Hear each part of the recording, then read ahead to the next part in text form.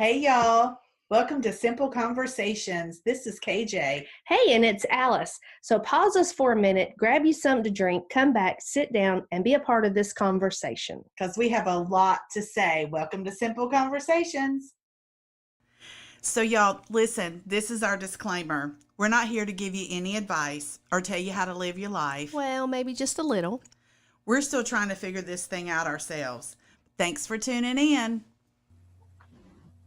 Hey y'all, welcome back to Simple Conversations where grace meets strength. Hey Alice. Good morning.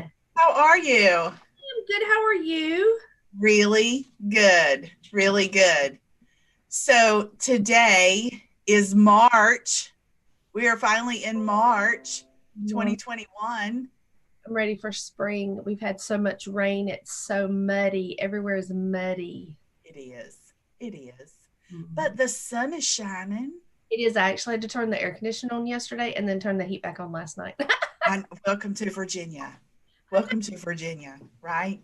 Here. I know. So listeners, we are super excited about our guests this morning. We are continuing this series, Amazing Courageous Women. And boy, have we really met some great women, but we still have more. I'm telling you, the more we look, the more amazing, courageous women we can find. It is not hard. Seriously. I just need to say this. What in the world would happen if we did not have women? Well, the world wouldn't exist, first of all. Well, it wouldn't, but I'm just saying women get things done. That was the next thing I was going to say, and then nothing would get done. I know, right? Women get things done. Right. So listeners, this morning we have an incredible guest. She wears many hats, and I'm actually going to allow her to share how many hats that she wears in her world. But today we have the founder of LAMBS Place. And I just really need to share that LAMBS Place stands for Loving All Members in the Body of Christ. And so that is, I love that, right? I just love that. So Lauren Anzalon is with us this morning. She is actually in Greenville, North Carolina. So we are recording this by Zoom. But I just want to share a little bit about what I know about LAMBS Place, which is not a whole lot. But the incredible work that she is doing is just adding value to so many people's lives. So LAMBS Place, their mission is to provide affordable transitional housing for young people ages 18 to 25 who have aged out of the foster care system or who have had adverse childhood experiences. The vision is to build the kingdom of God by building the foundation of each youth that they support. Now, let me tell you something. That is something that the world needs more of. Yeah. Really, the world needs more of. So, listeners, I just need to introduce you to my good friend, Lauren Anzalone. Good morning. Good morning. Thank you so much for this opportunity to share and be with you ladies this morning. I appreciate it. Thank you. Thank you for agreeing. We appreciate it. So Lauren, let's just talk a little bit about how you and I and Alice met. It was about a year ago, and I was hosting a vision board workshop in Greenville, North Carolina. We have a mutual friend, and you attended that vision board workshop. And I will never forget the first time that I saw you, because I thought, oh, what a sweet spirit that you have.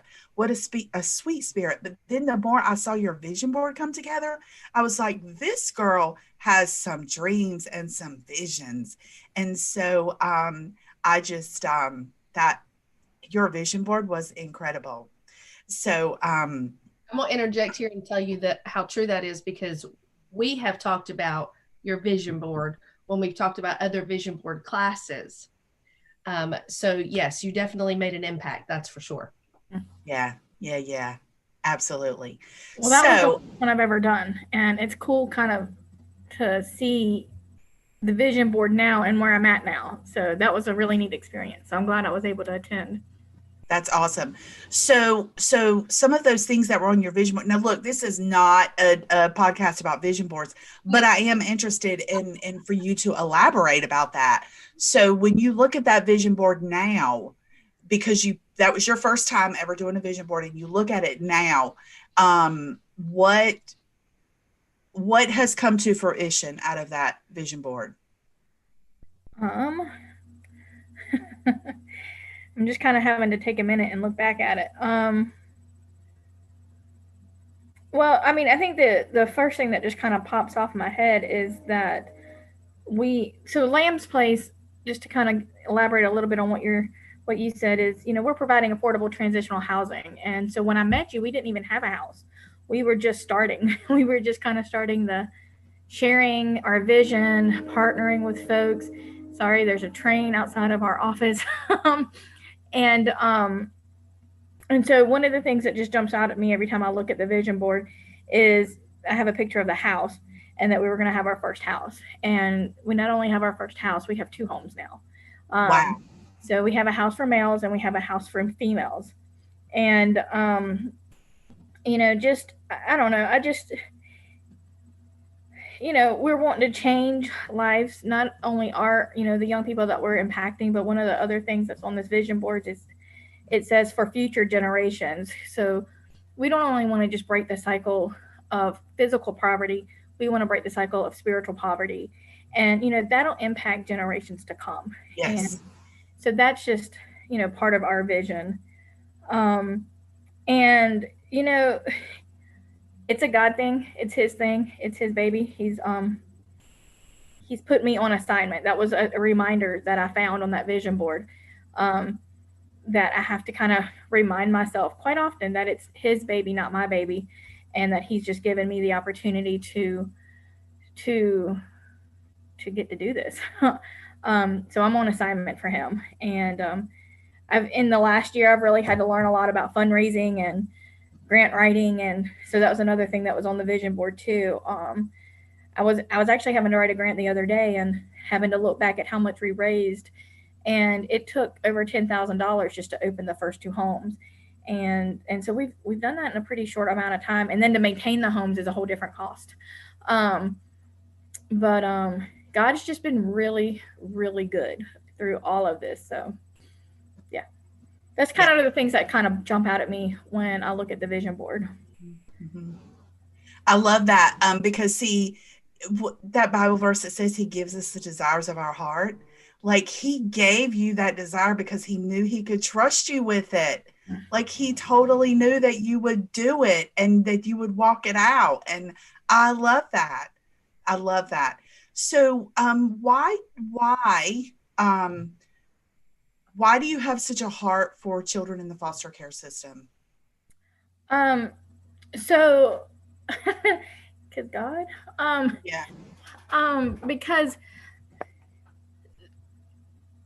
I guess 18 years ago, I wouldn't have told you this is where I would have been, and I only can keep up with that because my son's about to turn 17. 18 years ago, in my mind, I was on track to go to school for physical therapy, and that was my goal, and that was my plan, and God shut that door hard. And just kind of learning where my next steps were. I ended up going to school and getting my master's in social work. And just over the years, I ended up landing kind of working with folks that were in the foster care system. And then I ended up being a supervisor for a therapeutic foster care agency. And so I got to know that program really well, and seeing the young people that were in there. And I always had the privilege of meeting the young people when they first came, and hearing their stories and hearing their hopes and their dreams. And, they want to be a police officer, they want to be a nurse, a teacher, all these things. And so I'm like, wow, these kids are, they're just like my kids. They just had a lot of bumps along the way, and some things that they've experienced I would have never experienced. And they're just, I don't know, they inspire me, to be honest with you. And so as I was working in that agency, that service ended at age 18, and very few decided to stay past 18. So I was always kind of wondering, well, what's the next step for them? And then I stepped into another role with a different agency that provided that transitional living skills support for young people that were aging out of the foster care system. And that's kind of where that started is, oh, I was excited. I thought that was going to be my like forever career. And it was just the perfect fit because I got to help these young people reach their goals. But I quickly realized it was a real big struggle. And part of that personal journey for me was seeing, I was kind of in my own spiritual journey at that moment, because as I was making that transition from that one agency to the next agency, I was saying, Lord, I need to know that what I'm teaching these young people are not just band-aids and quick fixes, but that they're, because I know that you're the cure, and I know I really can't talk about you because of just restrictions, but Lord, help me with this. And so that was part of that movement. And sorry, I kind of lost my train of thought. No, it's good. But I saw the heart that I was really struggling with is I had a lot of young people that could get a job, they could get into school, but the thing that they were really struggling with was maintaining housing for various reasons. There were just a bunch of different barriers. I had one young man, he was kind of bouncing from family member friends all over our county. And so he would lose his job about the time he would get settled into a job because he would lose his transportation. And so he was just kind of always starting over. And it was just hard because he was such a good kid. And then in at the end of 2017, beginning of 2018, our Department of Social Services was making changes to their extended foster care program. And in those changes, they were providing a housing stipend for these young people as long as they were going to school or working or participating in a kind of adult readiness program. And it was great on paper. I was super excited about this program. It made a lot of sense, but in the reality part of it, it was kind of almost hard to implement because, things like these young people don't have credit to go get an apartment. So then they were having like these ridiculous amounts of deposits. And they don't have family that can be a cosigner because most of their family is struggling maybe with credit as well, or they're not a healthy support for them. And, our Department of Social Services did a really good job of being creative in that, but that was a really huge burden for them as well, because that was funding that was coming out of there that could be used other ways. And so about February of 2018, I walked out of the third home that some of our young people were living in. And I was angry, if I'm honest. And I was angry that these young people were spending their money on housing that I wouldn't put my worst enemy in, to be, and, they were dull, they were dark, dingy, a lot of air, kind of older homes, not in good locations, just, all the things. Right. And I just remember walking out of that home going, God, you've got to do something. I mean, I wasn't physically stomping, but I felt like I was spiritually stomping to my car. I was like, God, you got to do something. You got to do something. And that's when he said, okay, well, you do it. And that's kind of the journey of LAMBS Faith, where it all started. And it took me a while to get on board with him, but I finally did. He keeps knocking. So yeah, that's how I got involved with foster care and kind of this specific population and seeing the needs and the struggles. And the more I learned about how housing and the instability of housing really impacted them in a whole bunch of ways, just kept speaking to my heart. Yeah. Wow. That's incredible. And so now in the last year, you have learned how to fundraise. You now have 2 homes in Greenville, North Carolina. Yes. And so who do you have living in these homes? Where do you find the young people? I mean, I guess from listening to your conversation, like there are many that deserve to live in your home, but where do you find the young people that live in your home? They The are Lambs place, actually huh? starting to find us, which is exciting. Okay. But we have 2 males living in our one home, and then we have 2 females living in our other home.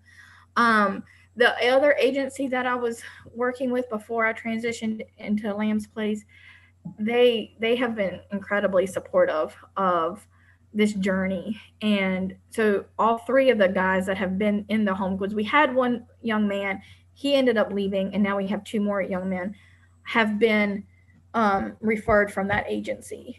And so that's a sweet partnership. And then I partner, I'm not sure if you guys are familiar with Daughters of Worth here in the Greenville area, but they're an agency here that they just really have a huge heart for our young women and empowering them and kind of raising them up. And so they had 2 young ladies that they met and actually were rescued out of sex trafficking. And those 2 young ladies needed stable housing, and so they've been supporting them. But that's how we got connected with these 2 young ladies. But we've also been in connection with local DSSs in this county and surrounding counties, different agencies. There, and some family members have called, and so the need is there. We could easily open up 2 more homes, because I'm starting to get a need for more homes for males and now females. So yeah. Wow. The need is there. That's it makes me sad, you know. Yeah. Are there what are their requirements? Like, what's the checklist for them to be able to live in your home? And are there people that are not able because of whatever reason? Like, how does that work? I don't really have like a solid checklist, because I want to, loving on members of the body of Christ. There's different barriers for these young people. Some of the so we are open from we serve and support 18 to 25, and most of our referrals are coming from folks that have been in the foster care system. And 2 of our young guys, like, they're on the autism spectrum. That's not probably our norm, but they didn't have a next step. And so we're kind of making that transition, trying to help them determine, are they able to live on their own, or do they need something else?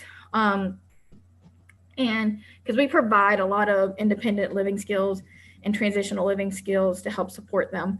As far as criminal background, we're not opposed to it. Like, if a lot of our young people have gotten involved in the legal system, and most of them will have a misdemeanor, but we are currently partnering with a property management company, and for their things, we're not able to serve folks that have a felony, and it's just part of their paperwork, and so that's one of our restrictions. But it's also one of those things that, we might be able to negotiate on if I can get more information. So one of the things that we do is we'll get the referral and the application, and then we set up a meet and greet where I get a chance to kind of meet with the young person, get a sense of who they are, what their goals are, because we really want to help the young people that are wanting to move forward.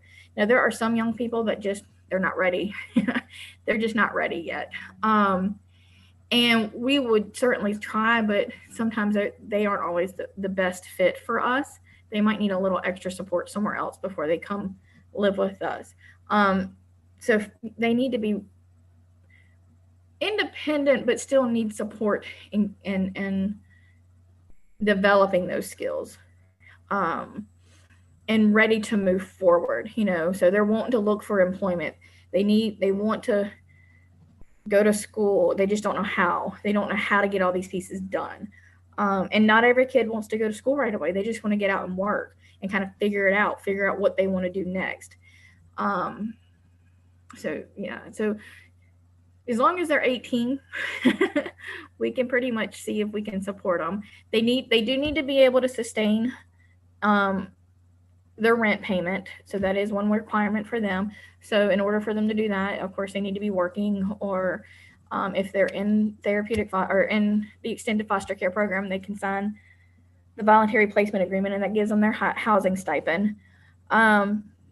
We have partnered with some folks, and we are currently raising funds too for that, what we call an emergency fund, that'll help our young people that might not have employment right when they come to us, but they're actively trying to look for employment, so we can help offset some of that cost for them, because we want to help. We want to be that safety net, if that makes sense, because we I had the privilege of being able to go off to college, and I had a safety net. So if I screwed up financially, or if I didn't make the wisest choices, I didn't completely just lose everything. Right. And I mean, I have a one little example. So one of our girls, bless her heart, she, from her trauma, she reacted to a situation with somebody that's helping her pay her rent in a way that wasn't surprising to me, but it's not okay, if that makes sense. And so she basically cussed that person out, told them where to put it, and that she didn't need their support anymore. And the whole time I'm going, you're not going to be happy about that tomorrow, but we'll figure it out then. And she's involved in another agency, and so that agency called me because she knew what happened, and she said, "Look, we can help support her, and we just need to let her kind of feel this one for a minute." So we're not. And I have another young man. He had some trouble paying his rent because he wasn't able to get a job like right off the bat, because who can get a job in like 2 weeks in COVID?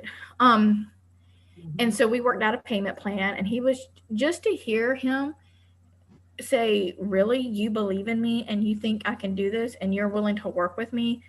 That's part of my why. Like, those are those little moments that just, yeah, I believe in you, and I can't do it for you, and I can't believe for you, but I believe in you.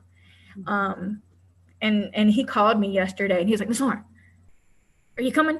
Are you coming by? I have my rent money. I was able to make it. I was able to work and get money." And so, those are such little things that I think we take for granted sometimes, that that is such a big deal for them. And I know you asked me a different question, and I went off into a tangent. So it's okay. Good. Yeah. People need to hear that. Need to hear that, not everybody has bootstraps to pull up. Okay. Right. Like, sometimes we have to start somewhere, and the family structure is huge. And when you grew up with a family structure, even if it was mildly dysfunctional, as most of us did, you still have them.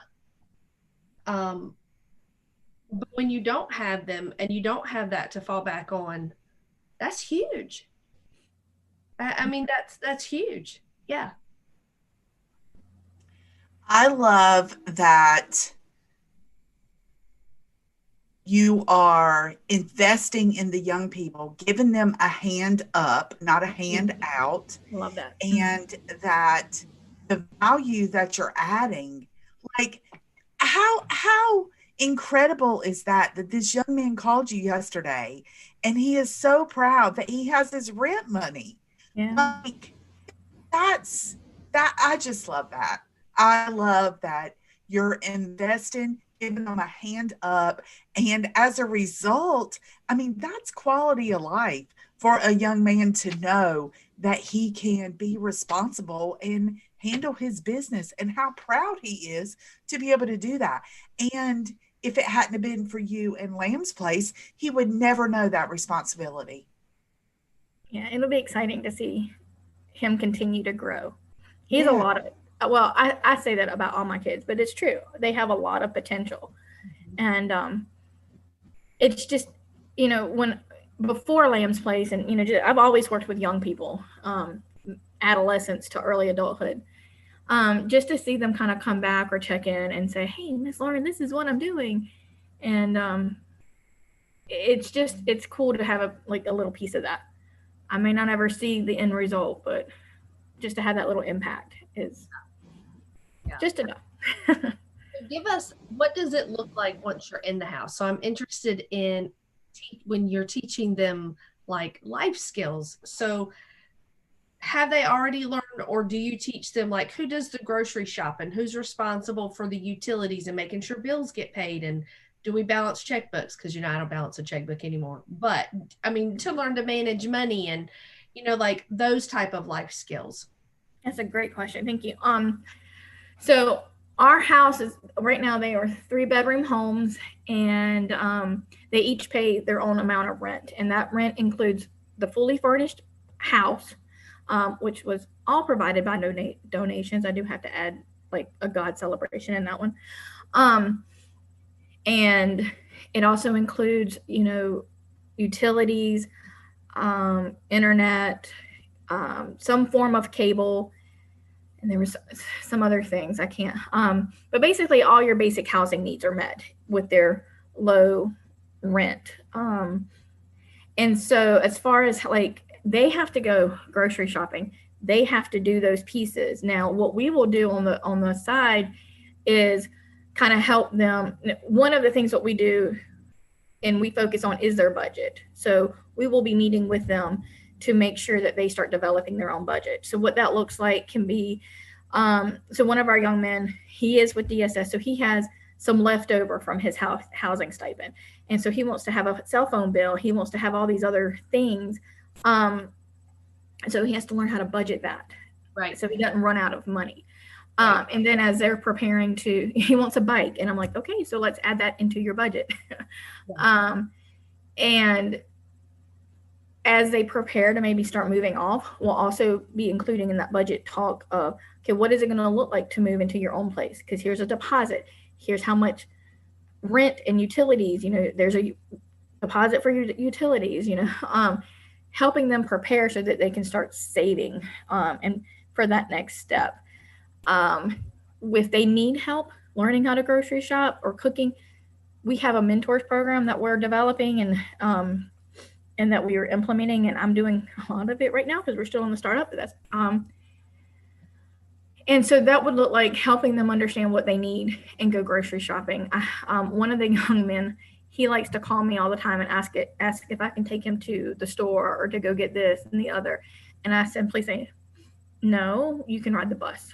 Because our houses are by the bus, by our bus system on purpose so that they have access. And it's not that I mind taking him. It's just I want him to not depend on me or other service providers, because what happens when one of the things that happens when our young people age out of the foster care system, either 18 or 21, they don't have the skills. Because people have been doing it for them. Or if they age out of other programs at age 22. So by the time they are 25, I want to know that they are self-sufficient and can get the resources that they need. Most of our young people are eligible for food stamps, so we help them qualify for that. But also if they're going, I don't have enough money for food, unless they are absolutely starving and don't have money, then we'll step in. But we don't want to, like you were saying earlier, we don't want to be a hand out. We want to be a hand up. So we're teaching them how to use the resources in the community. Like, where's the local pantry? How do we get to those resources? And we walk alongside them in those skills. We partner with agencies in our community that are more specific with like employment and that skill building and that job coaching, because we could do that, but then, then it gets to be too much for us. We partner with other agencies that do come in and do some life skills, but they're only 6 months to a year. And so we have different partnerships in the community that can target certain needs, like educational needs, employment needs, and other life skill needs, so that we can kind of come in and just really focus on, for sure, the budgeting. We want to work on communication and conflict resolution. Those are our kind of 3 skills that we really enhance on or make sure that we want to work on, because a lot of the communication creates conflict. It can create conflict within, even in their homes. And the example that I always give is when I was in college, my roommate and we didn't never have a major conflict, but I rinse my dishes off and I'd leave them in the sink. She liked her dishes in the dishwasher. Like, that was putting the dishes up. And so she was getting frustrated with me, and I didn't understand why. But she was getting frustrated with me because she thought she was cleaning up behind me all the time. And I had no idea that she felt that way. But that can cause tension in the home. And so we're wanting to teach our young people how to create their own house rules amongst themselves and have that collaborative conversation. So our mentor program, they like part of they come in once a week and have those conversations, check in to see how the home, how they're working out, how things are going in the home. And then after that meeting, they have an optional devotion time. Like that's part of our mentor program because we want to build those relationships, because our heart is to like build the kingdom. But many of our young people have had really bad experiences with religion. They don't trust people. So how would they expect? How could I expect them to trust a God that you can't see? Right. Well, He's all about relationships, right. And so, we want to build that relationship so they can trust us and start asking questions, and we can pour into them in that capacity, because God's knocking at their heart. Because part of our prayer is that God will send the young people that He needs to come to Lamb's Place, and we've had some interesting situations already. And I'm like, all right, God, you brought them here. I don't know why. We just gonna walk through it real quick. So yeah, we're in the homes there, but they live on their own. There's not a house mama or a house parent. I really make sure when I have a tour this afternoon with a young man. So one of the things I'll make sure I have him understand is that this is their home. It's not, yes, I have a key to the home. I have a key to every one of the bedrooms, and I could come in if I want to, but that's not treating them like it's their home. So I have a key and I'm still knocking at the door, and they're not used to that. They have said things like, why don't you just come on in? It's not my home. Right. It is your home. And, I have even when I have tours, and I have, the news is actually wanting to do an interview on us today, but I'm asking our residents, hey, are you okay if we showcase this home? Because I don't want to just pop up like, hey, I'm in your space. I had one of the young men ask me, I can leave? Like, I don't have to tell you? I can go for a walk and come back? Mm-hmm. You sure can. It's your house. It's your house. And so, we're in there, but we're not there on their own. We're just there for support. I love that. I love that. So in your vision for Lamb's Place, just think about one of the young people that you have living there now. So what would be the time frame of the transition from the time that they enter Lamb's Place into Lamb's Place program, to the time that you would say, okay, now I really think that you are ready for life. You're ready to go out on your own. You've got your budget. You've been doing great. Is it part of your vision to send them to the next step of life, or is your vision to wait until they say they're ready? What does that look like for Lamb's Place? I love that question because I think that was part of the reason I was looking at age 25 as kind of like the time frame that we wouldn't take anybody else, or they kind of have to start scooting on out. I didn't realize that was actually 18 to 25 is the age range for when they refer to youth homelessness. I didn't know that when I was, it was just kind of, that came to my attention. So at age 21 is when young people will age out at of DSS, extended foster care programs. The other program that they can participate in ends at age 22. And so I don't have a limit, like you can only be here for a year kind of a thing. The goal and the vision is we're wanting to prepare them to want to be ready to move to their next step. And they don't particularly want to live with two other people that they don't know. But they are welcome to stay there for 2-3 years until they feel like they're ready to get to their next step. And then as they start preparing for that, so their bedrooms, for example, are fully furnished right now. But if they start bringing in bedroom pieces because they like that dresser or whatever, or they're preparing for their next home, we just take the pieces that we have in there already. And so yeah, we don't have like a 2-year, not 90-day frame. It's gearing them to get ready to take that next step and being comfortable to be successful. Now, if they come in at age 18, leave at like 19 and a half, almost 20, and try it on their own and it doesn't work for whatever reason, they're always welcome to come back if we have space available up until age 25. Interesting. And I think that's awesome because every kid does it on their own time schedule. So I love that there's not a written stipulation that you just kind of let them journey it for themselves, because even being a mom of 3 kids, they've all had a different journey. They've all learned at different levels. They've all experienced life and come back and experience some life. So yeah, I love that. I do too. And a couple of times she said when they are ready, when they want to, so it's not that Lamb's Place is putting that specific time frame on it. I love that, because just because you've been working with someone for a year and you think maybe they're ready, but maybe they're not emotionally ready, or so that's incredible. So where do you see Lamb's Place in 5 years?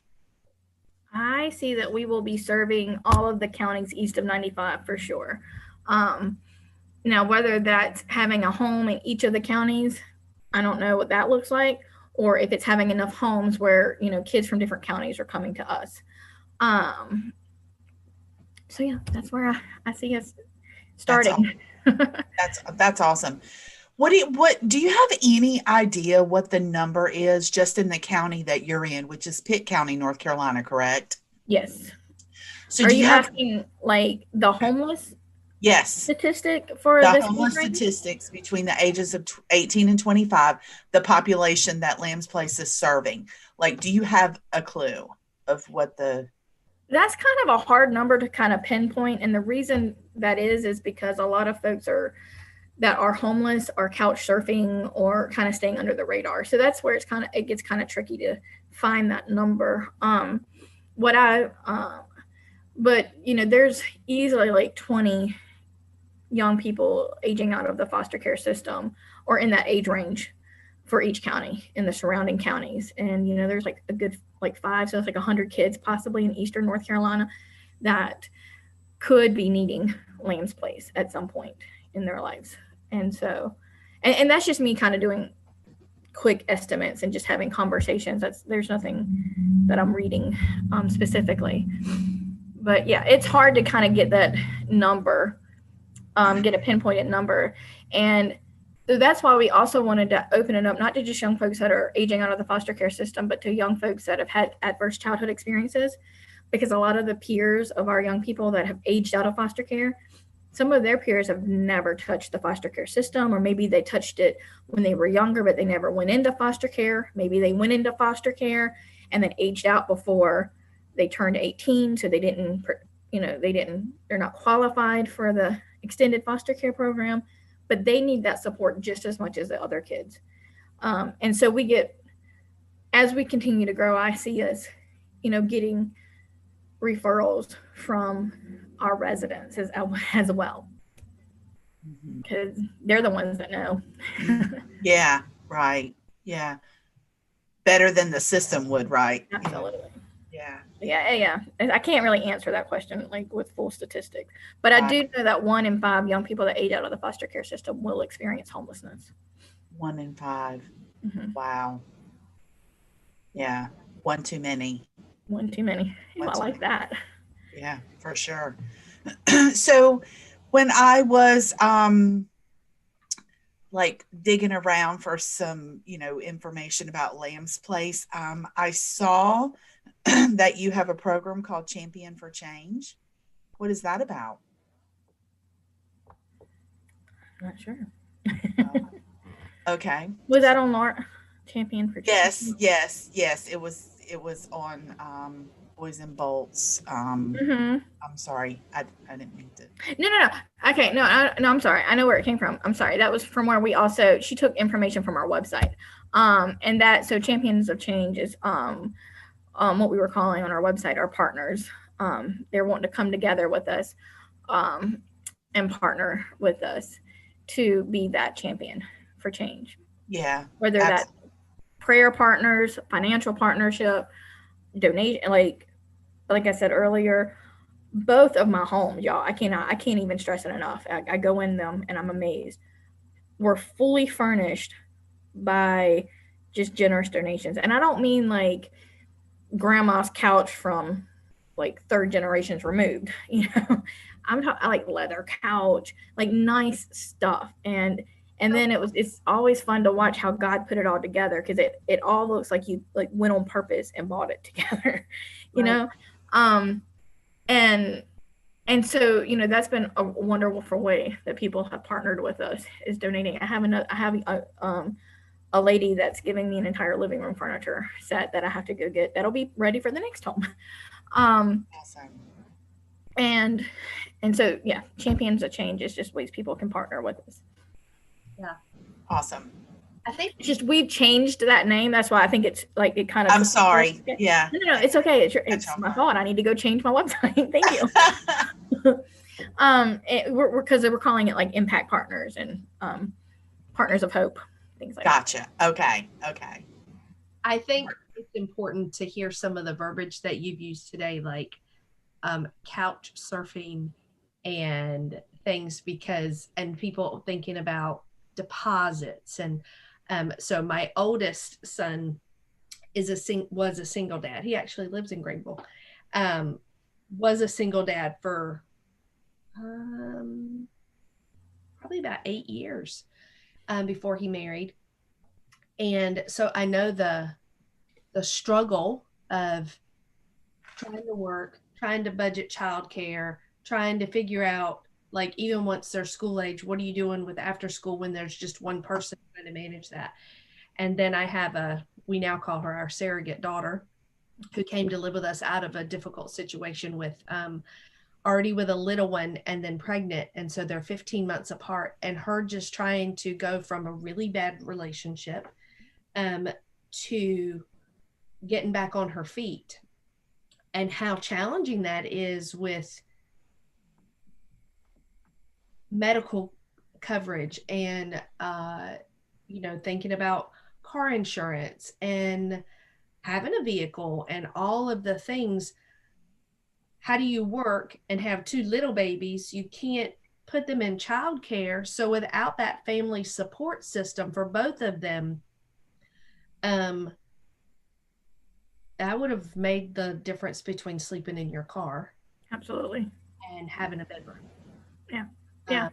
So you touched on something that I don't think that is part of the why. There's so many pieces of the why for Lamb's Place, but I had a really, my parents are super supportive of me. They always have been. But there was this period, I'm a single mom. I'm still a single mom. But when I was going through that transition, I had a college degree. And so I was able to get a lower, I was considered lower middle income, but that's, it's really still not enough. So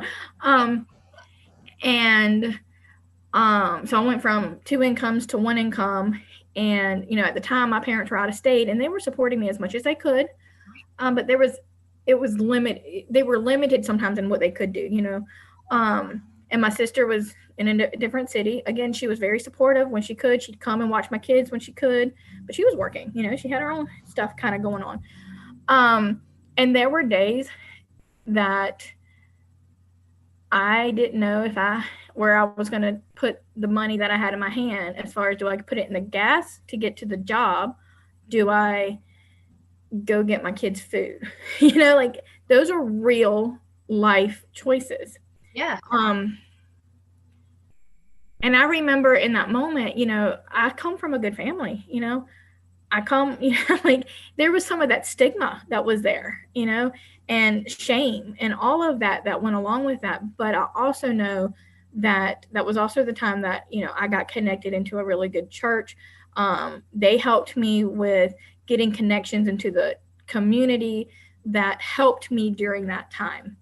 Um, and and that just is really important for me, for these young people, because it's it takes a community sometimes to get that stability. And then once you can get that stability, you can start dreaming again. You can start, like, you move to the next level. But if you're constantly worrying about how you're going to feed yourself, where you're going to sleep, how you're going to do life, Yeah. it almost makes it impossible to get to the next level. And I had support. Like, that's what I'm saying. I had support through that time. But it didn't make it always easy. And I'm thankful for it, because God is using that Right. part of my journey. And, because I can talk to my young people and say, I don't have your story and I don't have your journey. And there are things that you have experienced that wow. I said, but there was a time in my life that, and I get to tell them that piece. And then they understand that I'm not just somebody that, yeah, I'm here to help you. Because again, they have trust issues and they should. But being able to share that part of my story brings them into the journey with me, and they allow me to be a part of their journey. Yeah. I think it's very important for us to remember that just because we have no context for a thing doesn't mean that it's not happening. Mm-hmm. So you had support, and still had to make hard decisions about how you were going to spend the money that was in your hand.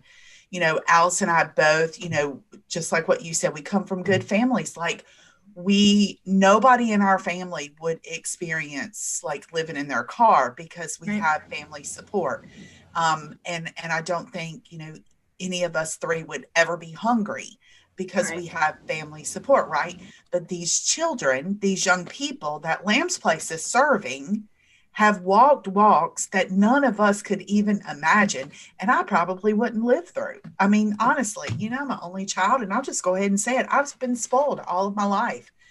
But I think that it's very important that we do remember that just because we don't have a context for something, that it is happening. And it's happening in our own communities, in our communities. So that leads me to, how can our listeners help Lamb's Place? Whether they're in North Carolina, whether they're in Greenville, North Carolina, or whether they're in Australia, how can our listeners help Lamb's Place? So, our biggest need, and it should always be our first need, is prayer. Praying for our young people, praying for our team, praying that, that we can, our house, and just a hedge of protection around our young people, because they're walking through a lot of change and a lot of hard decisions themselves. And, I think becoming a partner is probably our biggest need right now, is because we're still in that growth stage. And we need that partner support to continue to pour into our kids' lives and continue to do the ministry that we've been called to do. And, that can look like a one-time partnership, monthly partnership, whatever is laid on somebody's heart. That would be amazing. Because we are actively looking. We're not in a place to open our third home, because we want to be stable with our first two. But that need is there. And so we're definitely kind of behind the scenes raising that support so that we can jump on it when we're in a good space. And, so kind of going back off of, if there's any housing item, I mean, like a lamp to a fork to a salt and pepper shaker, those are things that we can use as well. So those are just kind of fun, different ways. We're also, as we're kind of continuing to grow, partnering with us in your talents as well is a way. And what that looks like is, kind of helping us with like any business, like if people have really good business experience and input to help us get to and make sure that we're stable, because we really want to make sure that we're stable. Any advisory roles that people would want to help support us in. Volunteer opportunities. I don't have anything like jumping off my head, but mentoring, we have that mentor program. We want males with males, females with females. And so that information's on our website. And, we may have board positions coming up that could, if somebody's interested in serving in that capacity as well. So there's different ways to partner with us.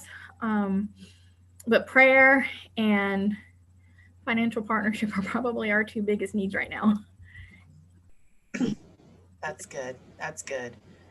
So how can our listeners connect with you and with Lamb's Place?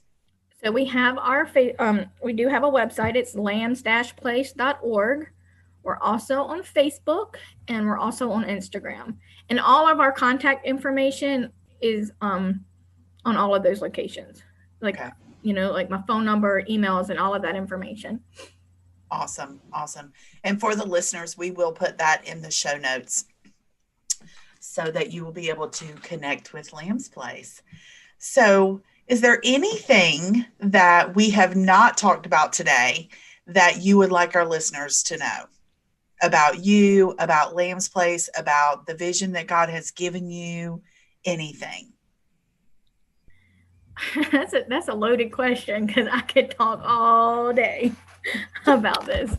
And I don't think anything's jumping off my head. I definitely have story after story, and I'd love to talk to anybody that has any additional questions about Lamb's Place. So, yeah, awesome. It's been so good. It's been really good. I do want the listeners to know, though, that you work a full-time job, right? I do. Yes. Yeah. And you're a single mom. Yeah. And so you are not just and so you're not just sitting around on your sofa all day waiting to hear from God about what to do with Lamb's Place, because you are a busy woman. And so I say all of that to just encourage listeners that when you have something on your heart that is a desire or a dream, that really it's up to you to get it done.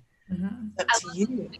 When Lauren, you said you came out of that situation and you said, okay, God, you're going to have to do something. And he said, what are you going to do?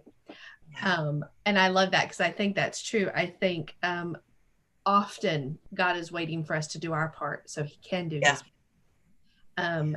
And it just requires obedience and faithfulness. And then it's a journey. Like, I feel like I need to add that piece, because, I think, I know when I was younger in my faith and my walk, I'd look at people, and it's been kind of interesting, because I've had some people come up to me and say the things that I would say to other people when I was younger in my faith. And I'm like, no. I'm really, like, you have no idea. Like, I'm just me.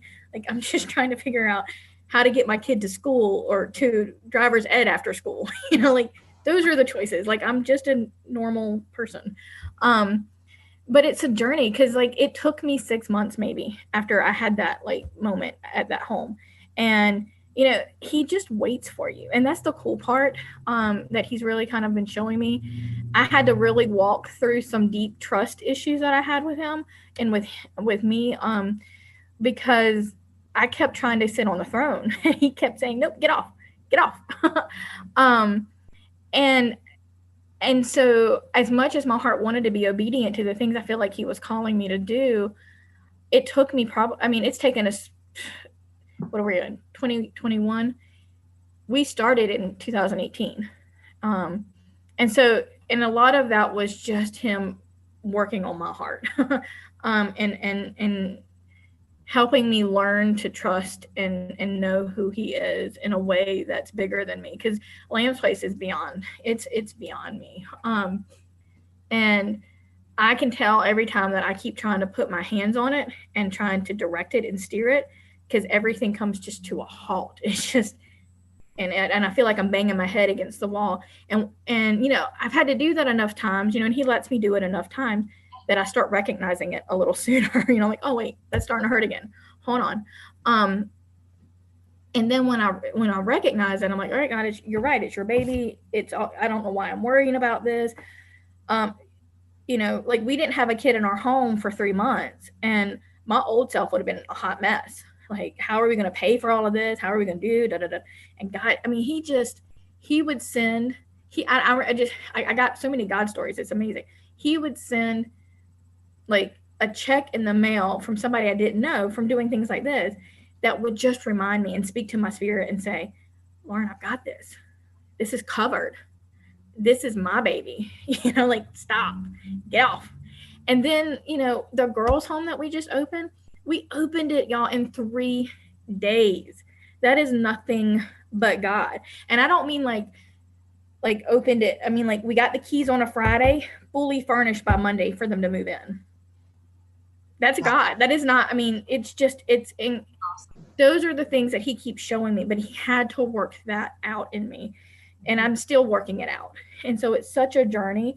And that's one of the things I love too about Lamb's Place is it gives me opportunities to share what he's done and to celebrate who he is, and not just impact our kids, but impact our community, because some of our stakeholders and people that we collaborate with, they might not know Jesus. They might know of him, and so I get the privilege of just being like, look what God did. Like, do you see this? It's not those matching couches and things. No, I didn't go out and buy those. God provided that. And I get to tell the girls that, like, I mean, it's just that's what Lamb's Place is about at the end of the day. I mean, the house is the tool that God is using for us to get connected to these young people. But it's so much bigger than that. Oh, that's so good. You can't make this up. Right. You can't make it up. Right. Yeah. Yeah. Just be obedient and God will work it all out. Every single time he will prove his faithfulness. Yeah. Every single time. Mm-hmm. Yeah. And the more credit you give to him, the more doors he's going to open for you, Lauren. I just believe it. Really. It's fun to watch, Are you writing a book? No. No. That's funny. Sorry. I mean, I'll tell you my story and you write it for me. Okay. Look. Are you kidding me? I'm not. I'll do it. I was supposed to be writing one too. I've got like 6 pages. Alice is the only one that's been told to write a book by God and done it. So there. Alice will help you with it. And mine's not really a book, I say air quotes. Yeah. Lauren, I have one more question before we close this out. How has your role in not just Lamb's Place, but your role working with foster care and working with these at-risk youth, how has that impacted your own kids? That's a good question. I don't think I've really thought about it. That one's gonna get me. Because I think if I think about it, they've seen me have to leave at random hours to go meet a need, to go meet a crisis, and to help love on them where they're at. They've been a very active role in Lamb's Place with me. They've probably met all of our kids. And so they see the need. They understand. I don't know. That's a good question. I guess, I don't know. I don't know how to answer that question. I think when we expose our children to us demonstrating compassion and empathy and working to fill needs around us, I think it helps increase their compassion and empathy and the exposure of how they see that other people have a story too. So like each of my kids, I would say, have their own story within our family. Mm-hmm.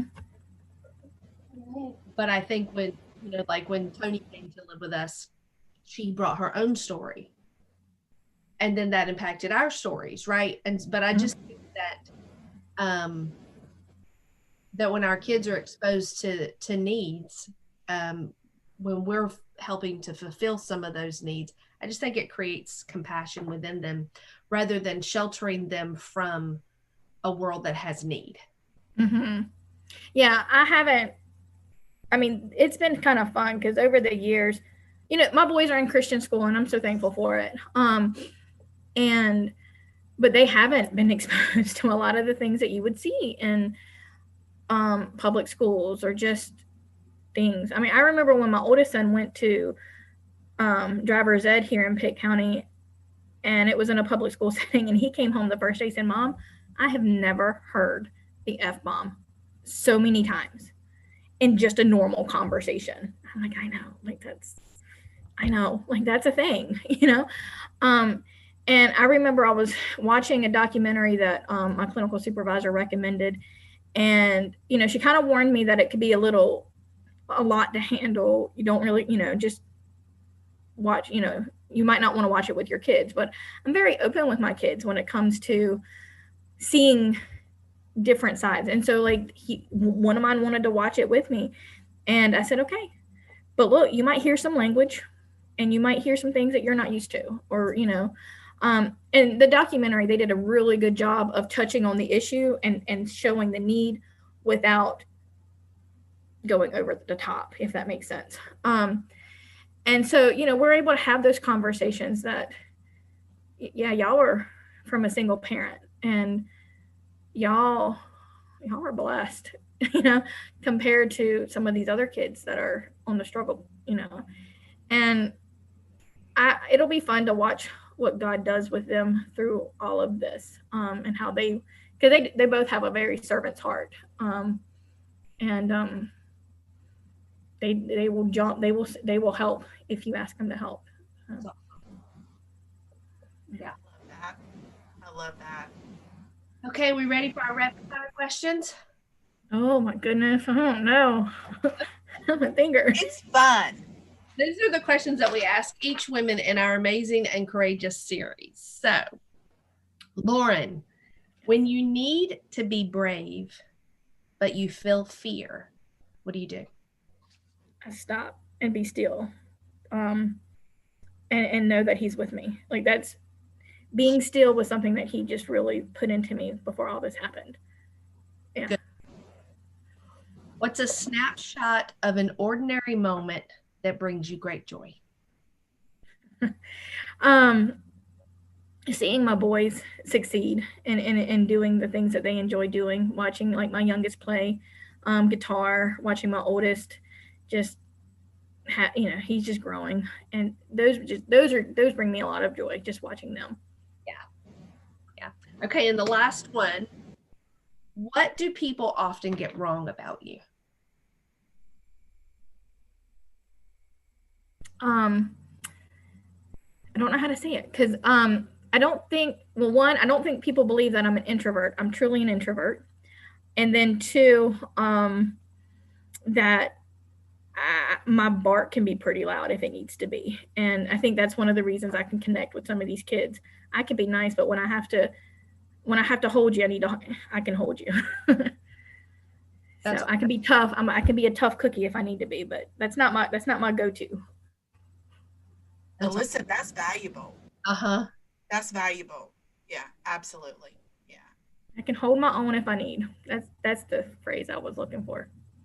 That's awesome. That's good. All right, Lauren, thank you so much for being with us and telling us all about Lamb's Place. And we will definitely plug this on social media prior to airing. So our viewers, our listeners, I always say viewers like I think they can see us. They can't see us. They can just hear us. Okay, so our listeners, right? Our audience will get a clip of this on social media, and then they'll get all the links to find this episode to listen. So thank you so much for sharing and giving us some of your time today and sharing. I just thank you so much for the opportunity, and it's always fun to see you ladies. Thank you.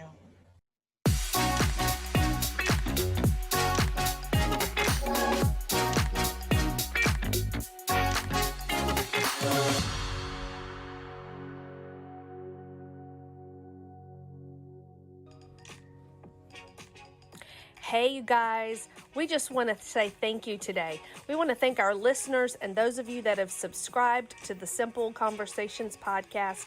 We want to thank our sound and production team for all of their hard work behind the scenes. That would be Tim and Alyssa Ranker. And we also want to give a big shout out to CMS Mortgage Solutions and our friend Karina Carter, because without her, it would be really challenging for us to make this podcast. So keep listening and share it with your friends. Thanks. Hey y'all, this is KJ from Simple Conversations where grace meets strength. Thank y'all so much for listening and tuning in. If it weren't for y'all, there would be no reason for us to do this. Listen, we need your help. We need your support. So head on over to patreon.com/Simple Conversations and decide exactly how you want to be involved. For $5 a month, you would get access to behind the scenes content. For $25 a month, you would get that as well as a shout out on the podcast or fan input. As a supporter for $50 a month, you would get all that in the previous 2 tiers, as well as a one-time gift or book that Alice and I have read or are reading that we think would add value to your life. Or for $100 a month, we consider you family. You ever heard that before? That's friends that are so good that we consider you family. So you would get everything in the previous 3 tiers, as well as exclusive branded merchandise from Simple Conversations. So listen, our heart's desire is to do more and to be more.